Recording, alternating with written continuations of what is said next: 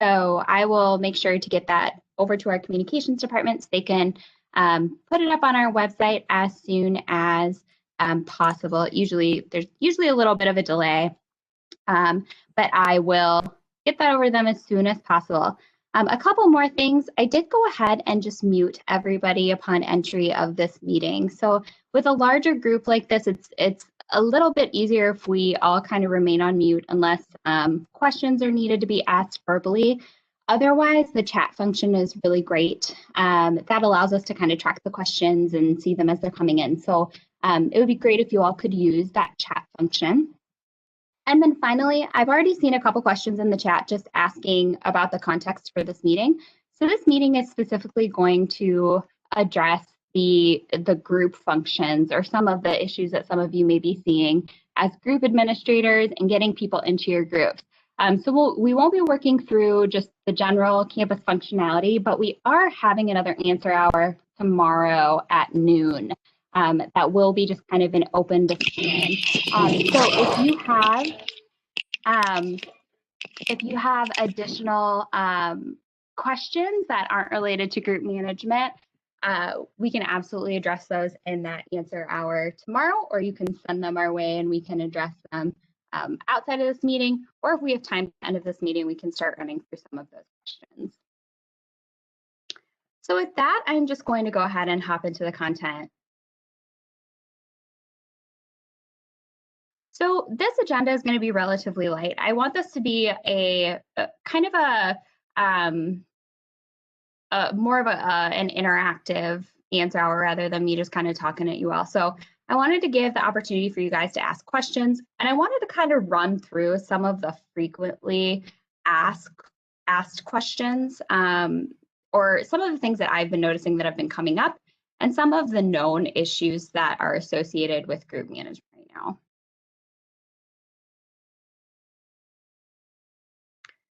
So starting off with these frequently asked questions, these are the questions that I've been seeing a lot and that our help desk has been seeing a lot related to group management.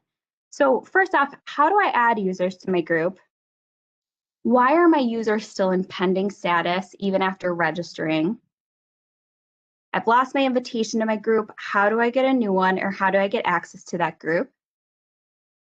Specifically for legal professionals and rehab professionals, how do I create relationships between my staff members, and what does this actually do? As a claim adjuster or a claim professional working for an insurance company or a third-party administrator, how do I view my claims for my company, and how do I populate the My Claims queue? So with that, I kind of just want to jump into showing you all how this works. And if you guys have additional questions as I'm going through this, we absolutely do not need to limit this session to these specific questions. I definitely want to see your questions as we're running through all of this. But as of right now, I'm just going to go ahead. I'm going to start kind of running through this. I'll start with how to add users to the group. I do want to address this second question about users that are still in pending status. So many of you have emailed and mentioned that you've added people to the group, they've registered, and they're still sitting in pending status. And this is a little problematic for a few reasons, especially if you're a legal user or a QRC user. So when the users are still stuck in pending status, it essentially kind of prevents you from being able to create those relationships between your administrative staff and your attorneys or QRCs. I'm not sure if Brad is on the call, if he could speak to this. I believe that this issue will be resolved later this week. Yeah, we are doing a build tonight, and we will have this issue resolved, or we will have resolved it's after Tuesday of next week. We have two builds that are kind of going simultaneously. One is going tonight, and one's going to go Tuesday. I will get the information when that's going to go out, so I will update you on this call. Great, thanks, Brad. So with that, I'm just going to go ahead and jump into the functionality for how you can add users to groups. So just bear with me 1 second here. I go ahead and get into my campus application.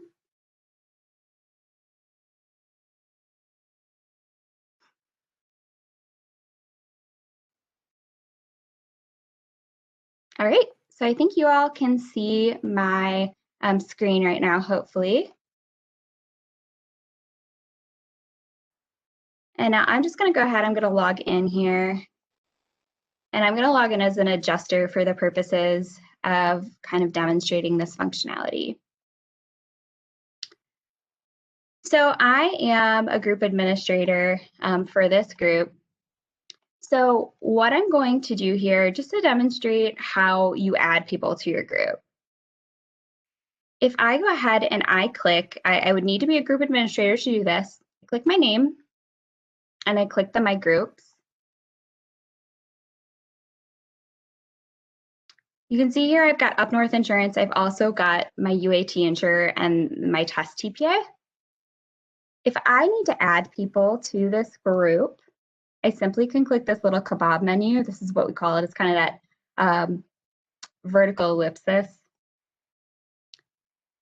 And just click the Manage Group button. So you can see here that I have a number of people that are already part of my group. I don't have anybody in open invitations. The process for adding somebody who is already registered for campus versus somebody who has not yet registered for campus is exactly the same. So you're going to use this Add Member button. I'm going to go ahead and just click.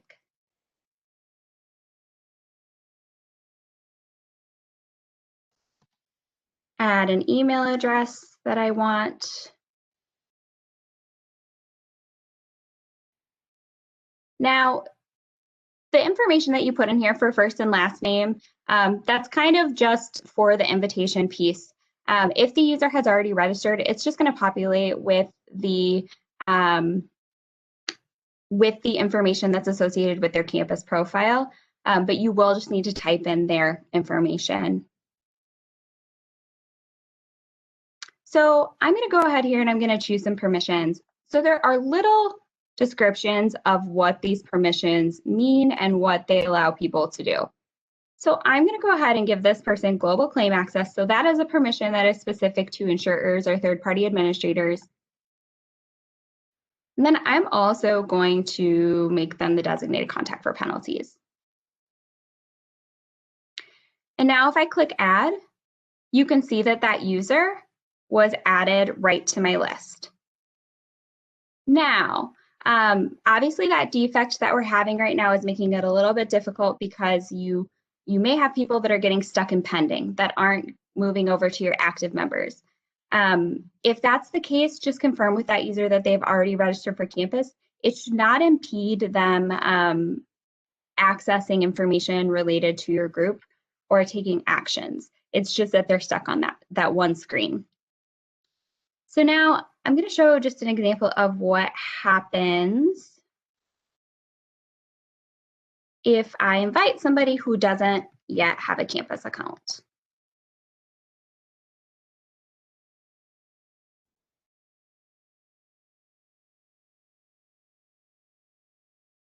So you can see here, so I'm using an email. This person doesn't have a campus account quite yet. I can still give them the permissions that they should have when they register. I'm going to click add. And then you'll see that person is just going to go into the open invitations.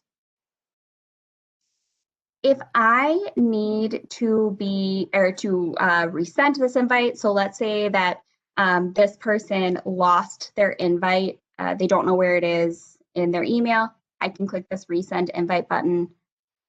I can also retract the invite if I sent it in error. What this is going to do is it's going to prevent that person from joining your group if they register for campus. Now, something I wanted to mention with the resend invite, a lot of people have been contacting us saying, I can't find my invite to register for campus. I can't find my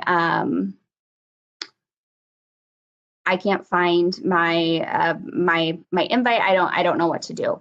In that case, it is 100% fine to just go to the campus page and register. Since we have your email address associated with the group already, even if you don't click through that invitation, it will still add you to that group. So I'm going to go ahead, I'm going to pause. I know I've got a ton of stuff in the chat, so I'm going to go ahead and look through here.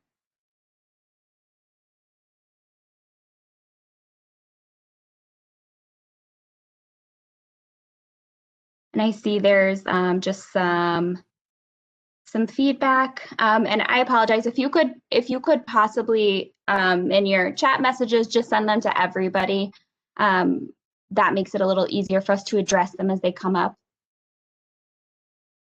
All right, so there's no option for the claim list. It looks like there's no option for filtering by examiner, client, employer. I believe that information would be helpful. That's great feedback. We can certainly take that down. I see another similar question just about the limitations of the data tables and sorting.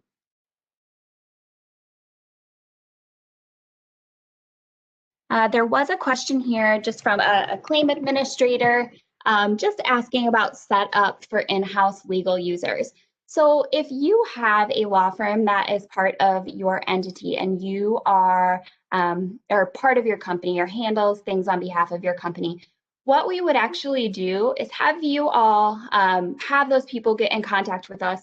We would set up a legal group for those individuals. And the reason that we do that rather than just adding them to your claims group is that attorneys and those legal groups have some different permissions in the system than just claim administrators or insurance companies. So in that case, if you are not sure if your company has your in-house counsel set up, or if that's something that you need us to look at, please reach out. I'll put my email in the chat right now.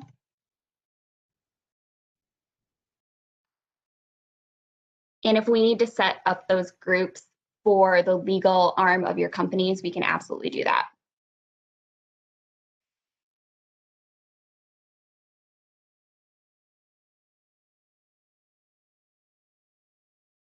All right. There was a question about claims being assigned individually since the EDI filing comes through with the examiner information. So our system does not make a connection based on the EDI information that is submitted to the claims examiner. That is some feedback that we've been getting from a lot of different groups. So rest assured, we do have that documented as something that we want to look at in the future.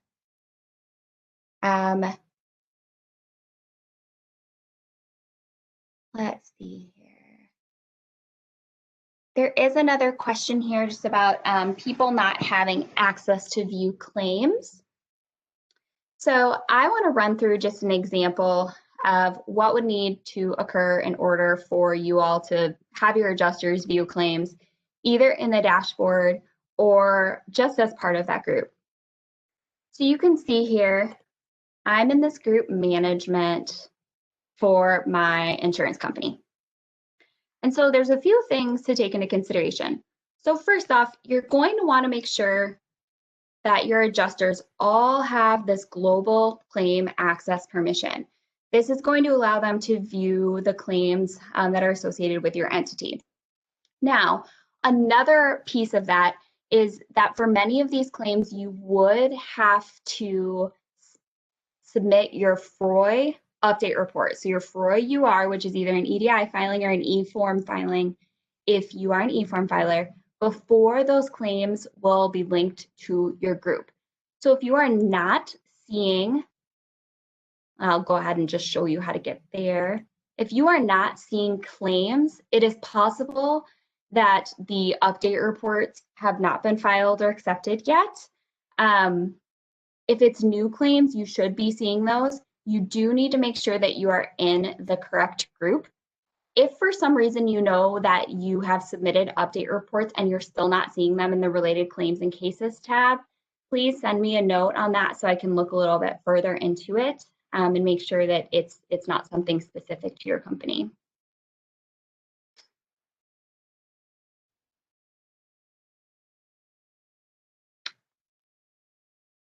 So I apologize. I'm going to re-demonstrate that because I think I was on a paused screen. So to make sure that your people have global claim access, we would click into Manage Group. And so you can see here with Angela, she's got global claim access. If you wanted to add that permission to anybody, you could simply just click Edit next to Permissions and add or remove it.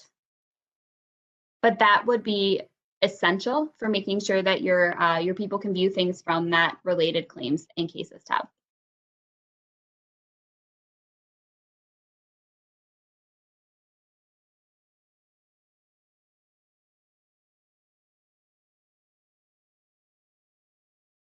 All right. There are some questions about when the system logs you out. So the system would log you out after, I believe, 15 minutes of inactivity. Brad, do you know if that's the case? Yes, that is the current standard, is 15 minutes of inactivity. Okay. And we have been getting some reports because, this is a web-based system. And so if you have multiple browsers open, if one of them goes inactive, it does inactivate it does show as inactive. So we do have the feedback on that. Mm-hmm. Thanks, Brad. There's another question, and I think that this is an issue that some of our rehab groups are particularly experiencing. If you attempt to add a member to your group, you are getting the following message of the email address matching an existing user who's already a member of the group, and that your interns and staff may only be associated in one rehab provider group at one time. So there is a little bit of an issue right now between the rehab claims and cases, or rehab staff and interns tab, and group management. If you are receiving that message, please send an email to me with the QRCs where you're running into an issue. There may just be some data inconsistencies there where they're not showing up in your group, but they are showing up in that tab.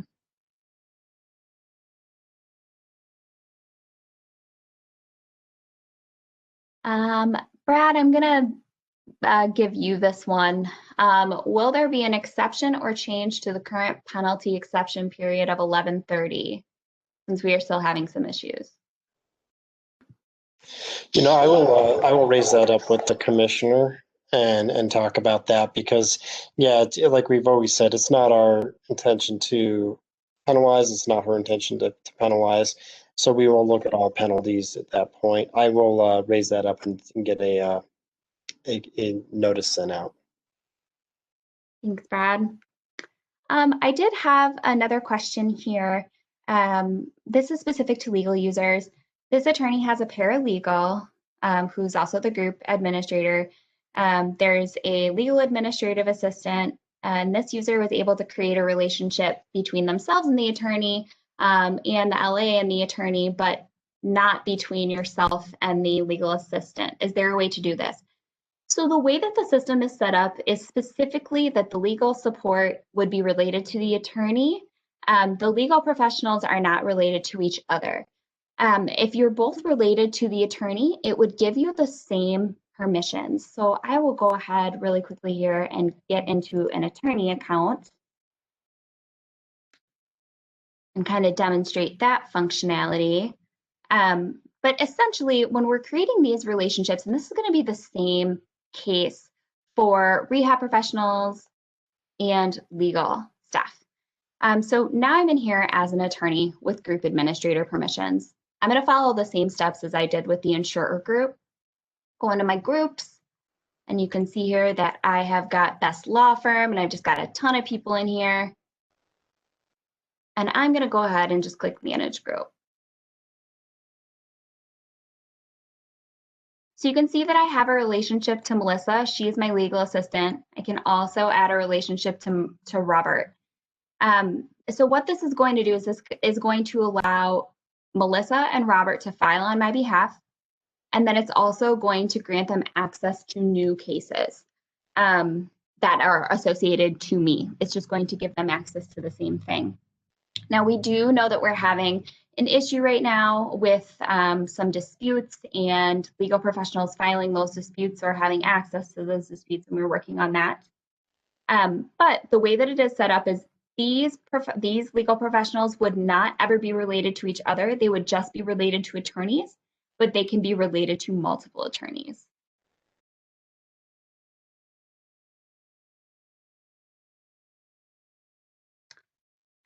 There was another question here. I'm just going to kind of keep going through these questions. One particular person, the adjuster cannot see any of her files. She was asked by DLI if she had filed a UR for legacy claims first. We don't know what that means. So the UR is an EDI transaction or an E-form transaction. So depending on how your company is set up, you would need to complete the update report is what it's what it stands for, is update report. Essentially what this does is it gets the data from the current state, whatever you submitted last, into kind of an updated state. There's a lot of nuances with the IIBC requirements that kind of make the URs a necessity. So I can take that offline. Becky, if you don't mind just sending me your email address in the chat, I'll reach out to you and we can see specifically if your company has completed any of those and look into your specific situation.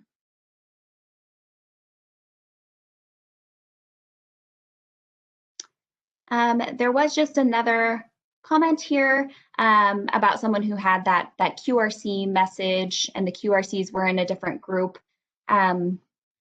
We did have some duplicate group issues for a little while at the beginning, but I believe that is resolved. So if you are still seeing multiple groups for your entity, please let me know and we can look into that further.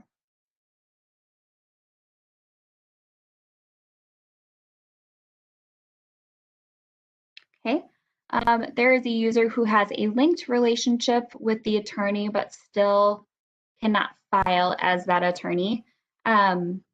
Ellie, if you could send me some screenshots of what you're seeing, I'm going to run through exactly how that would look if you are a legal professional. Bear with me just a second. I'm going to get into another one of my test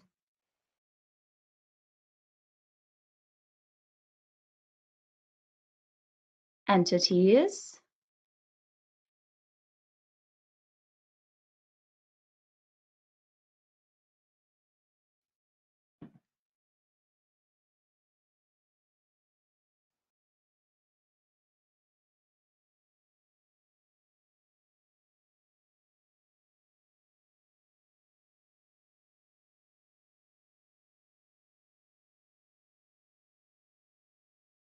I apologize, I just got locked out of my paralegal account, so I'm just going to go ahead and unlock that very quickly.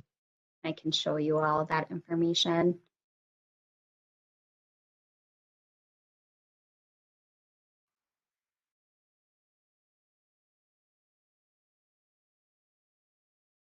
All right, so now I'm going to log in here as a legal assistant who has a relationship with some attorneys. So what should happen with this, since I've got multiple attorneys associated with Melissa? If I click file a notice of appearance or representation by accessing a case or claim, and I enter some case information, let me just grab some case information from my system here.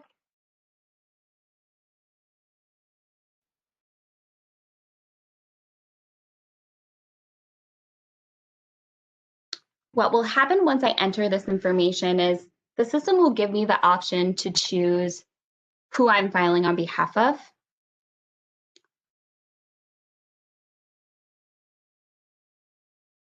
Bear with me just a second, I just need to grab a test entity.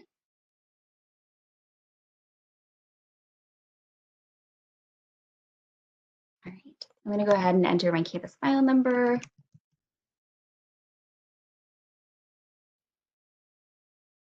I'm going to go ahead and just click claim here. And you should be seeing this drop down if you are a legal administrative staff that is filing on behalf of an attorney. So you can see here, I've got 3 attorney relationships. You may only have 1, but you should still be filing on behalf of an attorney. You should always be able to select someone as long as you have that relationship. Now, another really important step here is that you do need the attorney ID for that particular attorney. So in this case,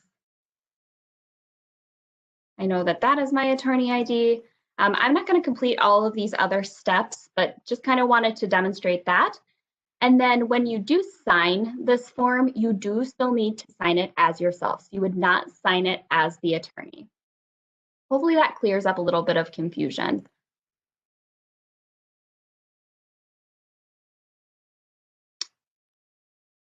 Let's see here. I've got a few more questions in the chat. I'm just going to pause for those.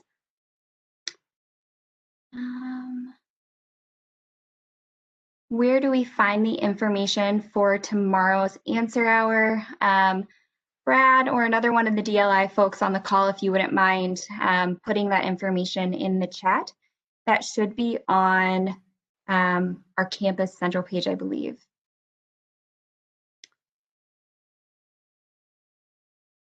Can you confirm that we will receive an email notification, for example, for a penalty notice, if and when a document is created in campus that requires our attention and response?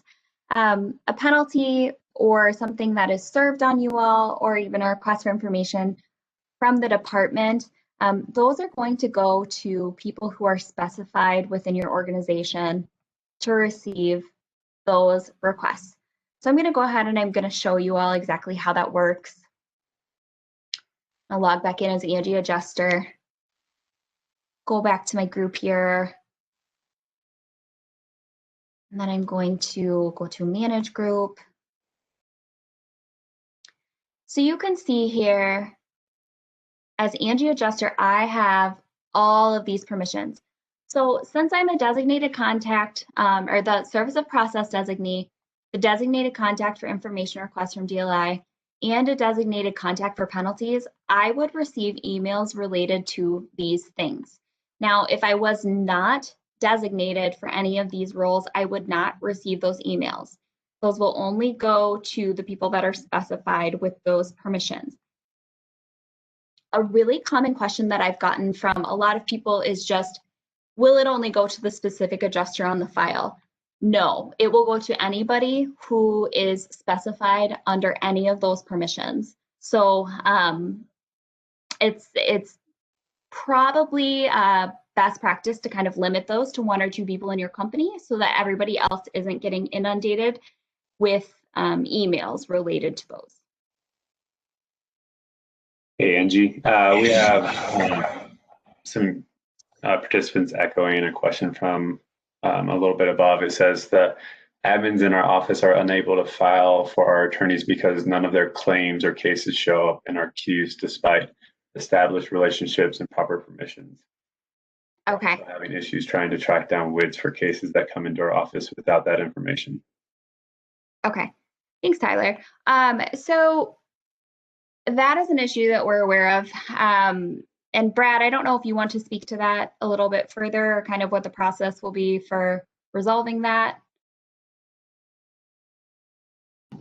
Sorry, Angie, which side of that? Because was that a 2-part question about WIDs, or was it just about access to case files?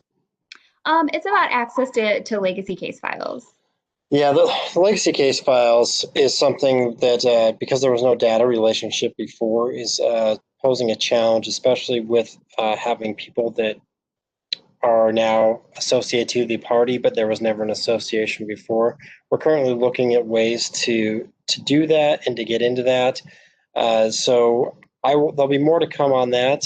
So I will probably be putting something out there early next week when we figure out a process of exactly what to do on those. Thanks, Brad.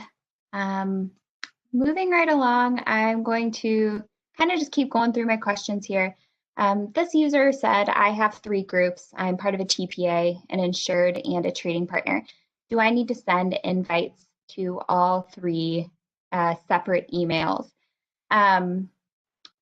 So you would need to add, if you want people to be in all of those groups, you would just need to add them to each group. They would get an email notification that they were added to the group, but if they're already part of campus, they don't need to register separately for each one of those groups. But if they do need to be part of those groups, you would just want to click the add member for each group for them. All right. There's a request to review the definition of the permissions when assigning people to a group. Do QRCs or support staff need to be assigned to any of those permissions to function within the cases in campus? So I'm just going to go ahead and click add member and show all the permissions. So this is an exhaustive list of the permissions. Some of these would not display depending on your group type. So if you are a rehab provider or if you're part of a legal group, you may not have all of these, specifically the global claim access or the assessment information. But for the others, I'll just kind of run through really quickly what they are. So your group administrator is your gatekeeper. That's the person who can add and remove members from the group. You can have multiple people assigned to that role. Service of process designee, this would just be the person or persons who would receive notifications of legal service on behalf of your entity. Designated contact for information requests from DLI, similar to the service of process designee. The only difference would be this person would receive notifications of information requests sent from DLI. Exactly the same for penalties and assessments. So all four of these are essentially just people who receive notifications. Your profile management designee, they can do a few things with your group specifically. They can add addresses, they can change your name. Any of the profile management options that you all take in campus do need to be reviewed by the department. So if you're not seeing those changes and you've submitted some, just be patient. We do have that information that we're reviewing on our side. No need to submit it again. Claim access administrator. This is going to be a little bit more specific to your third-party administrators and insurers.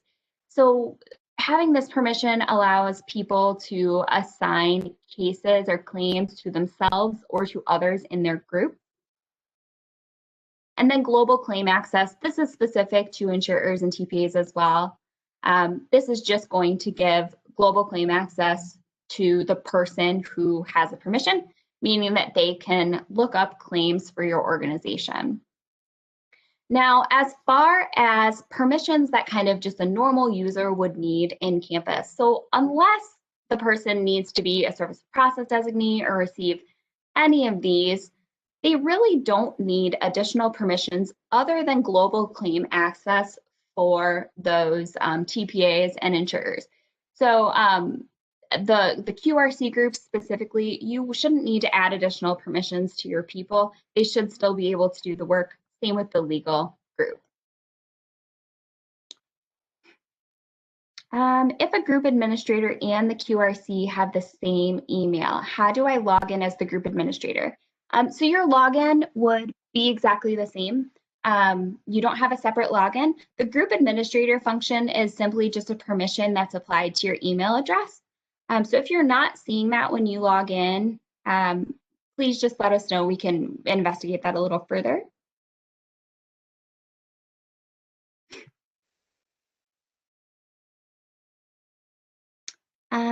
This one is specifically for eForm users. A couple people are missing the button for the eShroy submit web form. So I have seen a few people who are having similar instances. If you could send me, Beth, the information for the person who is having that issue, I'm going to investigate it further and see if it is specifically something with a browser or something of that nature.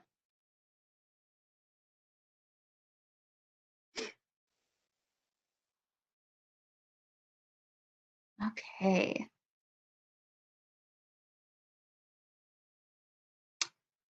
There was a question here about TPAs that have filed URs but are still not seeing those in your related claims and cases tab. So I believe that there is an issue that is impacting some TPAs specifically. Deanna, if you can just let me know which company you work for. We do have that documented. We're working through it. Brad, do we have any kind of timeline for that particular fix? We're still evaluating that fix right now, so I have more to come on that. But yeah, if we could get some more examples of it, that would be helpful.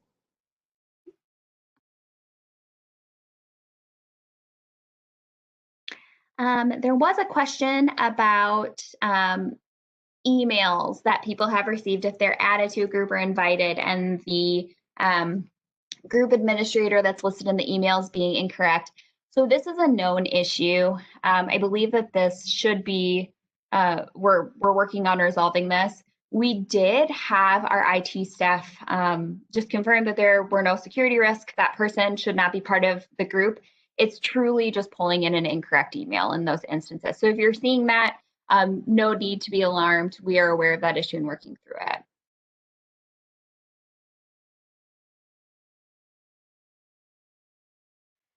How do law firms and lawyers get access to specific claims without the global claim access? So access for legal professionals and QRCs is slightly different. Since the firm is not a party to the claim, you're just an associated user to another party on the claim, you would get access to that via the notice of appearance. Now, if you are a legal staff, you should get access when your associated attorney files that, if your relationships are established. But since the law firm is not a party to the claim itself, you would not be able to grant others access to that claim. So for legal professionals specifically, that access is obtained either via the notice of appearance, or if you need to access a claim and you're not representing the individual, you can request access via the authorization as well. Now for QRCs, you're probably not going to see anything in the My Claims. You're going to see things in the rehab cases. And the reason for this is just because as a QRC, you're also, again, not party to that claim. You may be associated to the particular employee. However, your access is going to be a little bit more limited to the rehab transactions. So, for example, if we look at these rehab cases, it's going to indicate an associated claim in the ID. And if you click on that, if you are a rehab provider, chances are that you are going to get a not authorized screen. That is by design. So you would not have access to those claims unless you submit a separate request for authorization from the employee.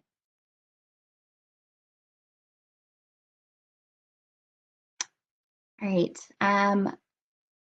I do not have, oh, thanks Tyler for handling that one. This user doesn't have a group management option in their dashboard.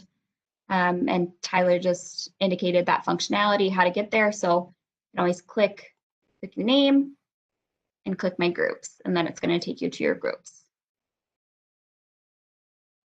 Do you want to highlight how to access the group management while you're on this page as well? Yep, I will run through that again. So you can see here I've got Up North Insurance. Since I'm a group administrator, I'm going to have this little kebab menu over here. I click on this and click Manage Group. It's going to take me to this screen where I can add or remove my members, can adjust their permissions, and I can look at my open invitations. It seems like we have a few individual QRCs on here that are asking questions about group management access. So maybe it's the fact that we'll want to check the permissions and make sure that you have that group administrator permissions so that you're able to fully access your group options. So again, I think if you're still not seeing that, reach out to DLI and we'll make sure you have the right permissions. And I'm going to put my email in the chat again. So if the QRCs, specifically if you're having that issue and you're not able to see your group management, please send that to my email address. I can look at your permissions.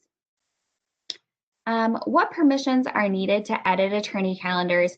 So typically, if you're part of a legal group, you should be able to edit attorney calendars for either yourself if you're an attorney or for the attorneys that you're related to if you're in other legal staff.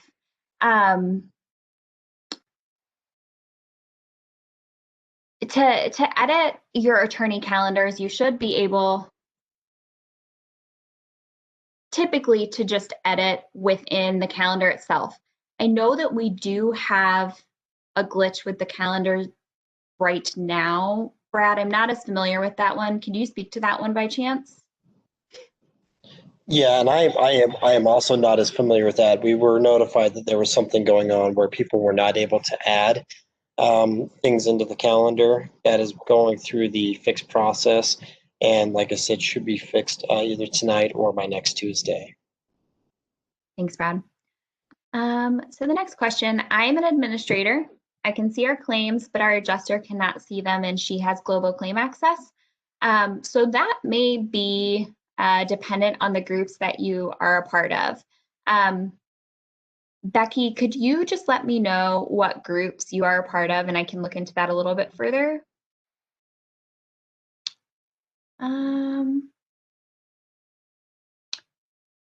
There's another question here. The relationships between the attorneys and the firm and their admins are not working right now. We're still not able to view their claims. So that is a known issue with the legacy claims specifically. If you are seeing that on new claims or when you file a new notice of appearance on behalf of that attorney, please send that our way. But we do know that there are some issues with those legacy claims. And as Brad mentioned, there's going to be some additional communication and direction on that.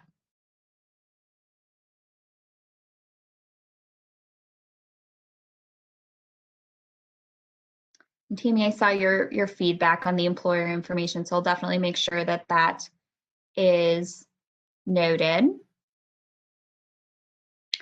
So there was a question on how to get claims to show up under the adjuster's dashboard. So I'm going to demonstrate that just really quickly. So if I go into my groups, I've got this claim access administrator permission. So what I can do with that is then click here and click manage case and claim access. Now the easiest way to do this is just to click bulk edit. I'm going to click grant access. And then from this dropdown, I can select whatever claims I need. I'm going to select quite a few here just to show you all how these show up. So now I'm going to go ahead, I'm going to select my own name here. I could select all the claims as well. Select my name, click save. And as soon as this processes, now all of these claims that I've selected are going to show up in the My Claims queue on the main page.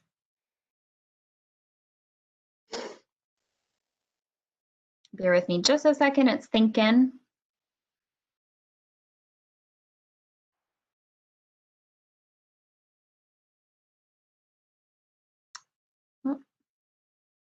Just gonna go ahead and stop sharing that one. For some reason, it booted me. I'm gonna get back out and I'm gonna demonstrate that again.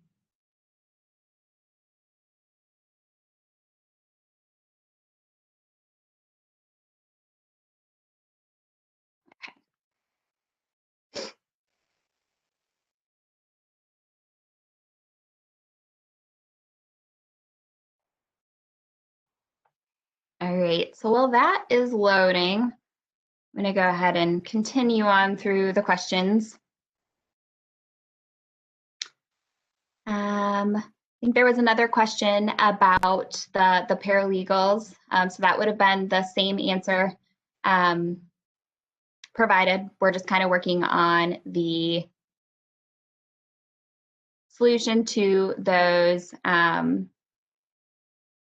legacy files right now.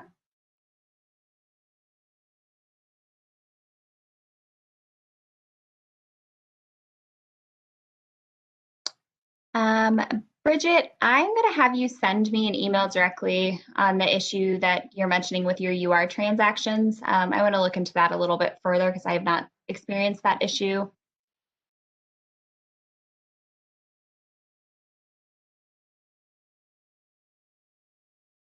I have another question here about adding unavailability to the calendar. So as we mentioned, there is an issue with the calendar right now, but typically if you are related to an attorney, you should just be able to open the calendar. And then there is a button that indicates adding unavailability. If you check that, it will allow you to do that for the individual attorney. That won't work in this account just because I'm logged in as an adjuster, but I do want to just demonstrate that claim functionality again, since we were unable to see that last time. So if I click bulk edit here, I'm going to click grant access. I'm going to select the claims that I want to grant myself access to. Select myself. I'm going to click save. And then what would happen is all of these that I've selected, now if I go back to my dashboard, I've got additional claims and they all are listed here.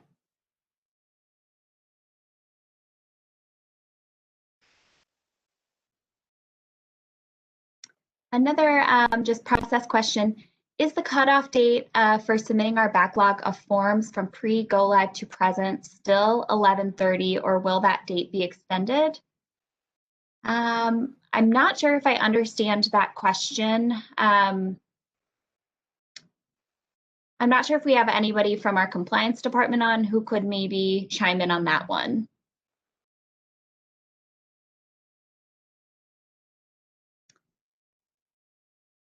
Let's see, I'm just going to go ahead and move forward. Brad or compliance, you may have an answer to this one.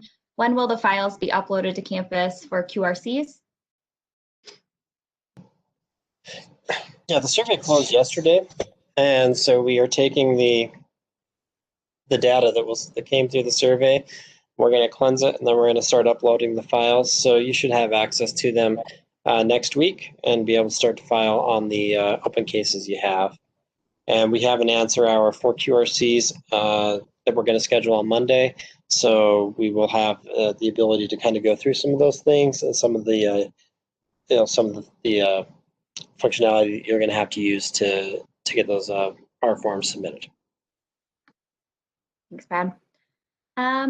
There's another user who mentioned that multiple people are using the same login, and it kicks them out when more than one person is using this. Brad, I'm going to let you address this one. There was just a request to maybe change the security requirements so that people can log in under the same credentials at the same time.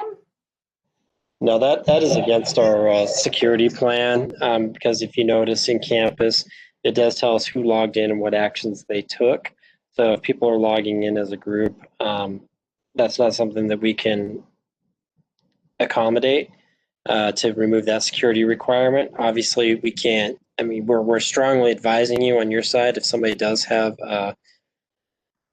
do something, in the system, and that there is some type of an attempt to get access to data they're not supposed to. We won't have proper auditing on our side, and we'll fall onto you for giving out those logins.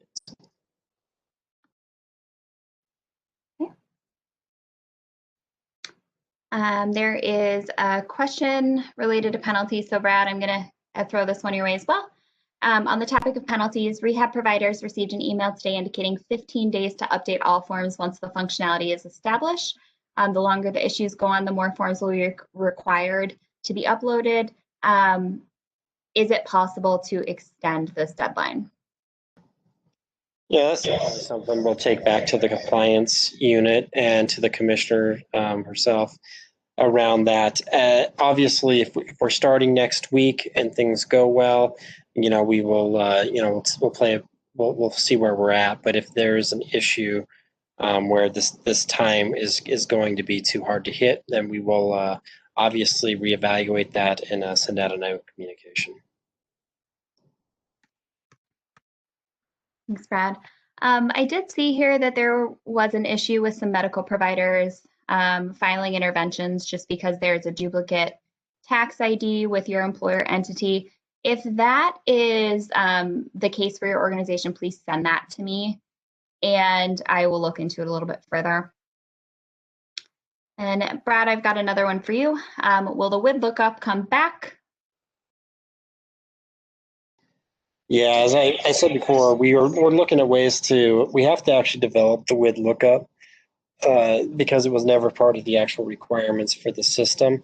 So what we're going to do is we're definitely going to take this feedback. I mean, you've seen the communication of how to contact CRT to get the WID, but we're taking it, and as the system starts to stabilize, we'll look at new functionality that we need to do, and the WID lookup is definitely prioritized as high functionality that people want. Thanks, Brad. So this is particularly a legal group, but I want to address this one because rehab groups, you may be experiencing something similar. Some of the names of attorneys who used to work at our firm, or even ones that haven't worked here, are showing up on our invite page. Are we able to just go ahead and retract the invites for those people? Yes. If you retract the invites for those users, they should disappear from your group.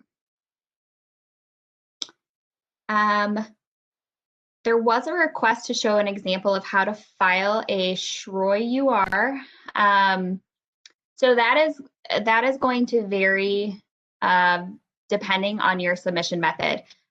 So for the purposes of this meeting, I'm not going to jump into that functionality because it is quite time consuming and there's not a ton of people on this call who may benefit from that, but that is definitely something that we can consider for our EDI answer hour that will be scheduled for next week. All right.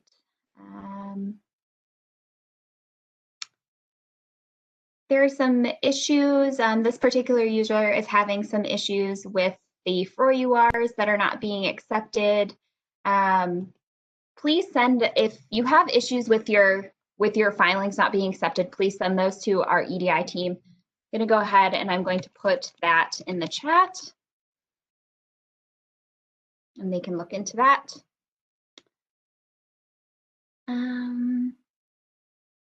Got another comment just on the WID numbers. So as Brad mentioned, we're kind of looking into that.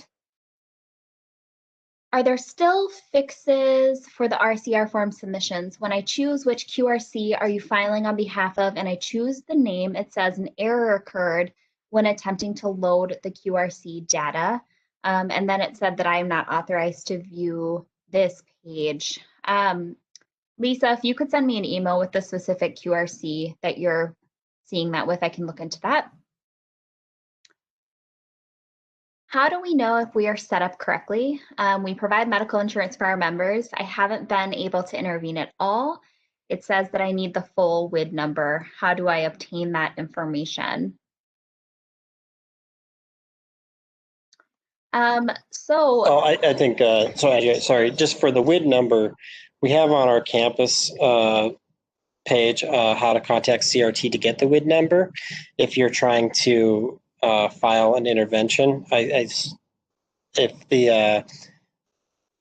it's a question of the WID length, Angie can demonstrate how you're supposed to format the WID. So if you have a WID that's only 4 digits long and we require that 9-digit number, it just pre-fills with zeros up to that point. But that's what I would recommend, is just add those extra zeros, and it should go through for interventions. But if it's a question of getting the WID, you definitely can contact Compliance Records and Training. There's a way to do it, and they will be able to give you the WID. Right. This is another one that the admins in the office are unable to file just because of the claim and case access. So as I mentioned earlier, we are working on that. And then Brad just mentioned the WID information, how to obtain the WIDs.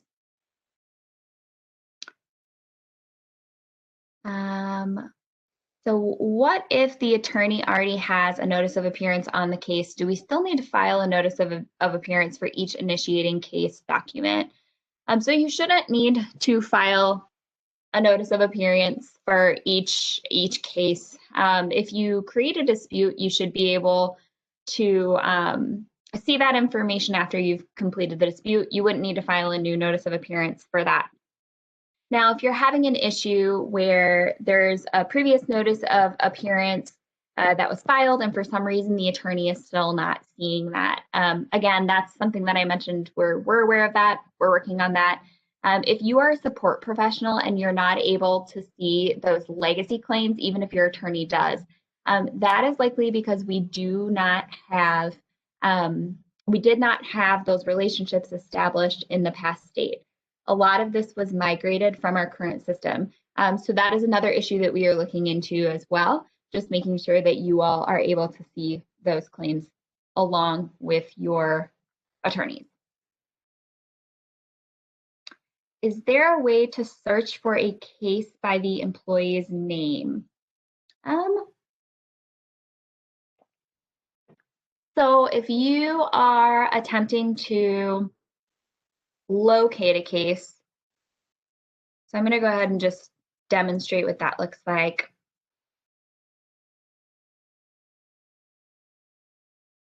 So if you have this locate a claim screen, you can't search directly by the name, but if you don't have the WID or the jurisdiction claim number, campus file number, I would recommend using this last box.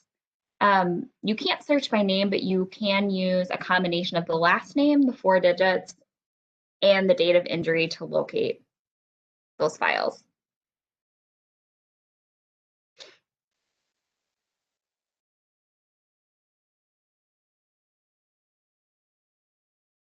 There was just another question about global claim access.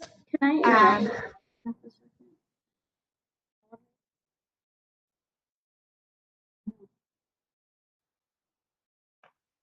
I think, is somebody speaking? I can hear somebody. So going back to that with the last option where you enter in the last social security or the names, it's sometimes that function still isn't working very properly. Has anyone else came across that?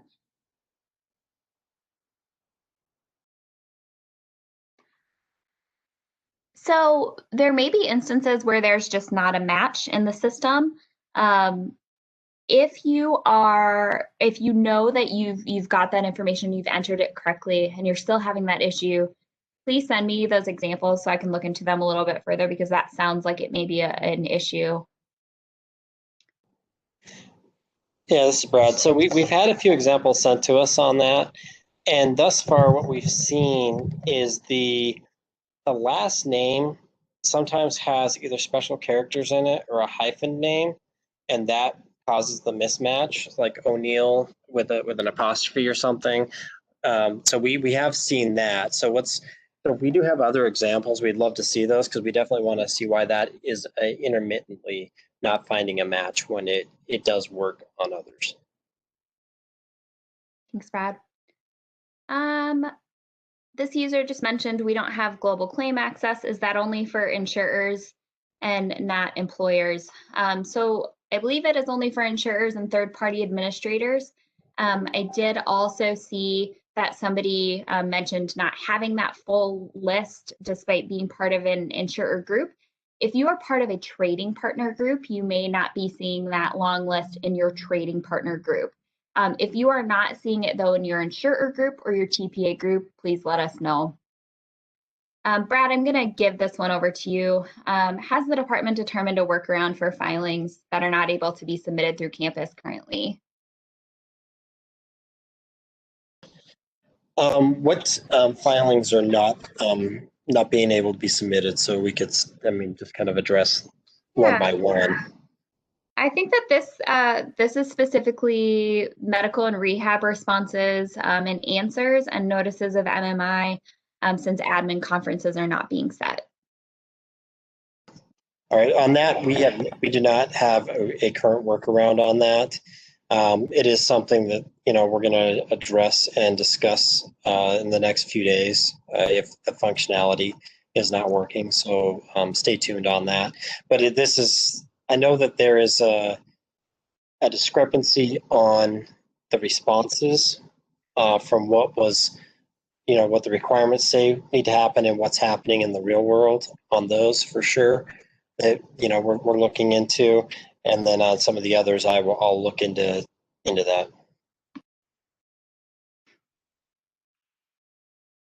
Thanks, Brad.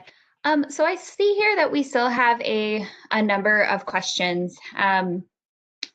So based on that, I'm wondering if we need to schedule a follow-up to this meeting, possibly tomorrow or early next week. And what I can do is I can save the questions that we did not address in this answer hour and make sure that we get through those.